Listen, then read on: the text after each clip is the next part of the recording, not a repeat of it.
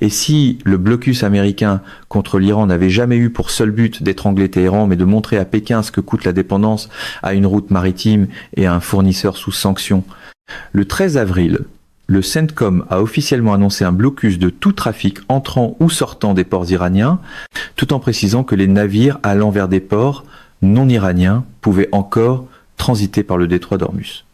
Et dans les 48 premières heures, 10 navires ont déjà reçu l'ordre de faire demi-tour. Voilà le vrai choc de départ. Washington ne promet plus seulement des sanctions. Washington expérimente la coercition logistique en temps réel. Sur le papier, la cible, c'est l'Iran. Dans la pratique, le message traverse le Golfe et va beaucoup plus loin. Reuters rapporte qu'environ 2 millions de barils de brut iranien par jour risquent d'être bloqués si le dispositif dure et que la Chine restait jusque-là l'acheteur principal de ce pétrole. Une autre dépêche Reuters rappelle même qu'avant ce nouveau tour de vis, Pékin absorbait plus de 4 barils iraniens expédiés sur 5. Donc non, nous ne parlons pas seulement d'un duel Washington-Téhéran. Nous parlons d'un avertissement grandeur nature adressé au premier atelier industriel du monde. Votre énergie dépend encore d'endroits étroits, surveillés, assurés, financés et finalement contrôlés par d'autres. Et c'est ici que l'histoire devient plus intéressante que le bandeau Breaking News. Un blocus n'est pas seulement un acte militaire. C'est une démonstration pédagogique presque cruelle de ce qu'est le pouvoir au XXIe siècle. Vous n'avez pas besoin de couler tous les navires. Il suffit d'augmenter le risque, de rendre l'assurance nerveuse, les armateurs hésitants, les banques prudentes, les capitaines soudains très respectueux du canal 6. Le résultat n'est pas spectaculaire à l'écran, il est plus efficace que cela. Le commerce continue d'exister, mais sous condition. Et quand le commerce survit sous condition, il ne s'agit déjà plus vraiment de libre circulation. Les Américains prennent d'ailleurs soin de dire qu'ils ne bloquent pas la navigation vers les ports non iraniens. Formellement, ils défendent donc la liberté de navigation. Politiquement, ils redessinent surtout la frontière entre ce qui reste autorisé et ce qui devient punissable. Toute la subtilité est là. C'est pas la fermeture totale d'Ormuz. Et c'est presque plus intelligent que cela. On laisse le corridor respirer juste assez pour ne pas assumer une asphyxie générale, mais on transforme l'accès iranien à la mer en test permanent de vulnérabilité. C'est une chirurgie de la circulation avec un porte-avions pas très loin. Et au fond, la télévision adore ce genre de moment parce qu'elle peut vendre un suspense simple. Combien de jours l'Iran peut-il tenir? Sauf que la réponse réelle est moins théâtrale que les plateaux. Le texte source que vous m'avez donné évoque 2 semaines de stockage. Or, les estimations les plus crédibles sont plus nuancées. Selon Reuters, certains analystes jugent qu'un scénario serré obligerait Téhéran à réduire sa production au bout d'environ 6 jours, tandis que d'autres estiment qu'avec ses capacités disponibles, l'Iran peut tenir autour de 2 mois, voire un peu plus avec une réduction partielle. Autrement dit, les chiffres ne mentent pas toujours, mais ils aiment beaucoup choisir leur camp. Ce décalage entre la narration et la mécanique est essentiel parce qu'il révèle la vraie nature de la crise. Si l'Iran peut encore raffiner autour de 2 millions de barils par jour pour sa consommation intérieure, le problème n'est pas seulement l'arrêt immédiat. Le problème, c'est l'accumulation lente. Les stocks se remplissent, les tankers peuvent devenir du stockage flottant, les marges se réduisent, puis la pression remonte vers l'amont jusqu'aux puits eux-mêmes. C'est moins une explosion qu'un étau. Et les étaux ont un avantage stratégique considérable. Ils laissent toujours croire à l'adversaire qu'il lui reste un peu de place, jusqu'au moment où il n'en a plus. Mais le point qui change la texture de toute cette affaire, c'est la révélation publiée par le Financial Times et reprise par Reuters. Selon des documents militaires iraniens divulgués, l'Iran aurait acquis fin 2024 un satellite chinois, le TE-01B, et l'aurait utilisé pour surveiller des bases américaines au Moyen-Orient avant et après des frappes de drones et de missiles. Immédiatement, Pékin a démenti, parlant d'une information fausse et relevant de la désinformation. Et Reuters précise noir sur blanc qu'il n'a pas pu vérifier indépendamment ce récit. Voilà la contradiction centrale. L'information la plus explosive est aussi, à ce stade, la moins pleinement établie. Ce qui, naturellement, ne l'empêche pas d'être politiquement redoutable, parce que, une fois cette pièce posée sur la table, le dossier iranien cesse d'être un simple dossier iranien. Il devient un chapitre de plus dans la rivalité systémique entre Washington et Pékin. S'il est vrai qu'un outil spatial chinois a aidé l'Iran à mieux cibler des installations américaines, alors la Chine n'est plus seulement l'acheteur d'un pétrole sous sanction. Elle devient, dans le récit stratégique américain, une puissance qui permet à l'adversaire de voir, de mesurer et potentiellement de frapper. Et même si ce récit reste contesté, il a déjà une utilité immédiate, il justifie le durcissement du discours sur les banques, les flux financiers, les sociétés de transport et tous les intermédiaires qui font tenir debout l'économie des contournements. Un autre détail mérite d'être retenu parce qu'il casse le fantasme du couperet instantané. Reuters, en s'appuyant sur les données de Kepler, notait encore que l'Iran avait exporté environ 1 840 000 barils par jour en mars et autour d'1 710 000 barils par jour jusqu'alors en avril. Donc la logique n'est pas celle d'un interrupteur qui passe brutalement de on à off, c'est celle d'un flux qui se contracte, se dissimule, se détourne, se renégocie et se renchérit. La contrebande ne disparaît pas. Elle devient plus chère, plus opaque et plus politique. Donc et parfois, dans ce genre de guerre, rendre un système opaque vaut presque autant que le détruire. Il faut s'arrêter une seconde sur cette logique, parce qu'elle est glaçante. Pendant des années, l'Occident a parlé de mondialisation comme d'un système de fluidité, marchandises fluides, capitaux fluides, données fluides, énergie fluide.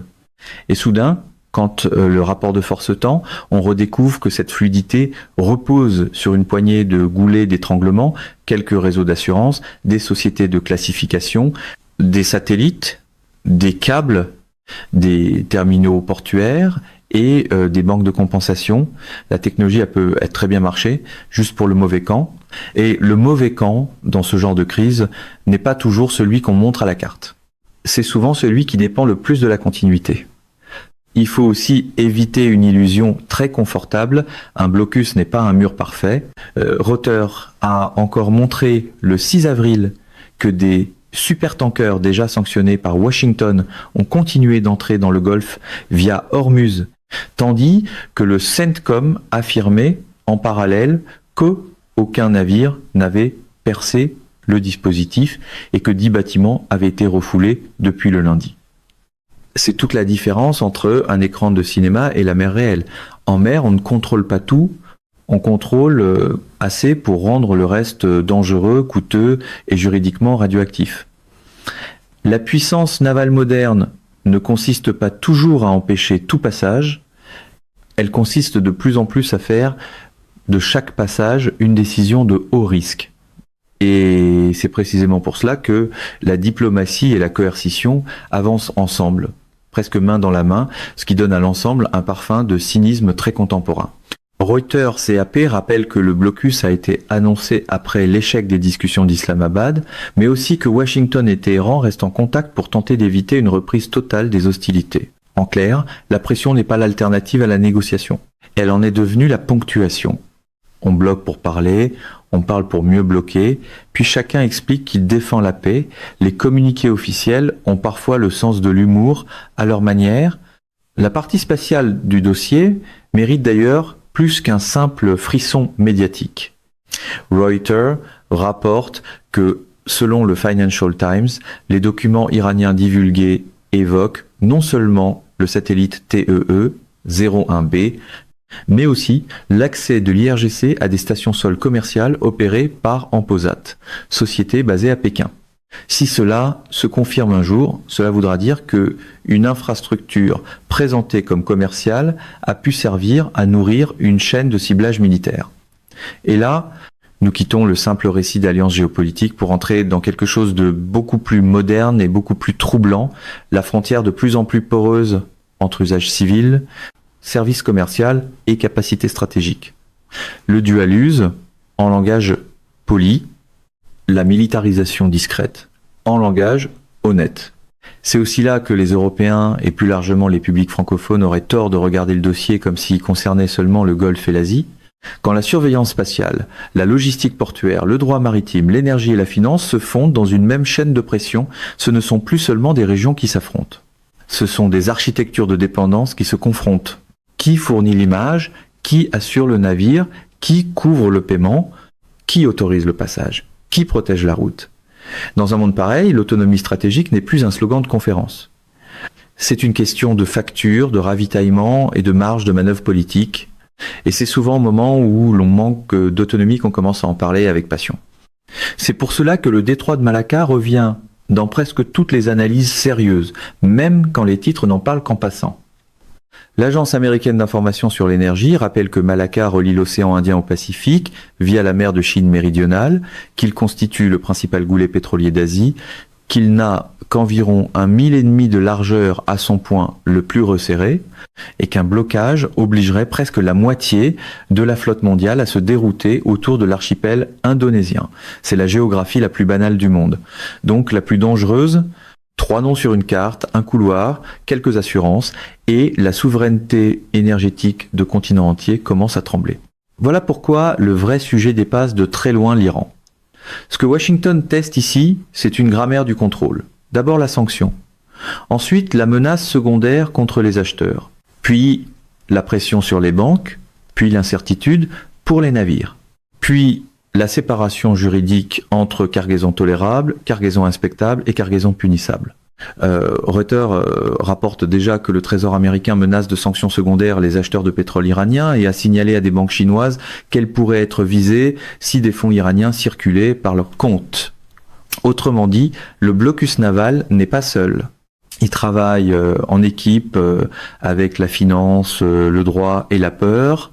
C'est toujours plus élégant quand plusieurs bureaucraties étranglent l'enchère.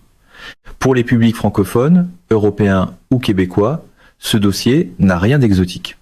Quand Tapé rappelle que la fermeture de Fait d'Ormuz par l'Iran a déjà propulsé le pétrole vers la zone des $100 le baril, contre environ 70 avant la guerre, il faut entendre ce que cela veut dire derrière les chiffres. Transport plus cher, frais plus nerveux, inflation plus collante, marge industrielle plus fragile, compagnie aérienne sous tension, et gouvernement sommet d'expliquer pourquoi un conflit lointain décide soudain du prix de la vie quotidienne. La géopolitique, au fond, finit toujours par arriver dans le ticket de caisse, simplement avec un peu de retard.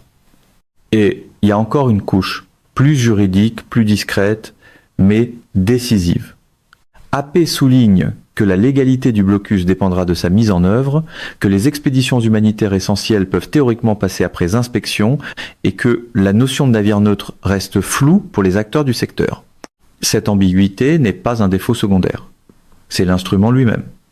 Quand les règles sont assez nettes pour faire peur, mais assez floues pour laisser chaque capitaine imaginer le pire, le contrôle devient moins visible et souvent plus efficace. Le droit maritime n'est pas suspendu. Il est placé sous lampe chauffante. Et chacun regarde l'autre pour savoir jusqu'où l'on peut encore avancer sans se faire saisir. Alors oui, le feuilleton médiatique retiendra, peut être une phrase simple, l'Iran aurait utilisé un satellite chinois et les États-Unis auraient répondu par un blocus. C'est pratique. C'est clair, c'est presque cinématographique. Mais la réalité ressemble davantage à une guerre des dépendances. Dépendance de l'Iran à ses exportations, dépendance de la Chine à des routes étroites et à des fournisseurs risqués, dépendance de l'Europe à la stabilité énergétique, dépendance du commerce mondial à une architecture que quelques marines, quelques régulateurs et quelques assureurs peuvent dérégler en quelques heures. Et dans une guerre des dépendances, la première puissance qui vacille n'est pas toujours celle qui reçoit le plus de missiles, c'est souvent celle qui croyait encore que l'interdépendance la protégeait. Ce qui se joue maintenant dépasse donc les navires refoulés, les cartes satellites et même la seule survie économique de l'Iran. Reste une question plus grande que le Golfe lui-même. Quel pays pourra encore se dire souverain quand son énergie, ses données, ses paiements et ses routes maritimes dépendront tous du même rapport de force? Si vous voulez qu'on démonte la suite de cette guerre des détroits, des satellites et des sanctions sans slogan ni réflexe pavlovien, dites-le en commentaire et abonnez-vous.